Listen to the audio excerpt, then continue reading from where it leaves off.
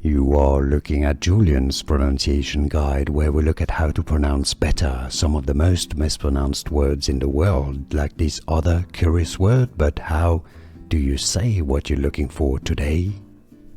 Let's learn how to pronounce this word once and for all correctly in English.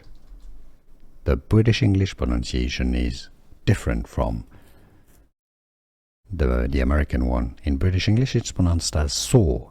Saw. This is the past tense of the verb to see, as in I saw an elephant the other day. Saw. In American English it's pronounced more as saw. Alright, so it's a more open pronunciation, an O sound. I saw an elephant the other day. So saw or saw. And now you know.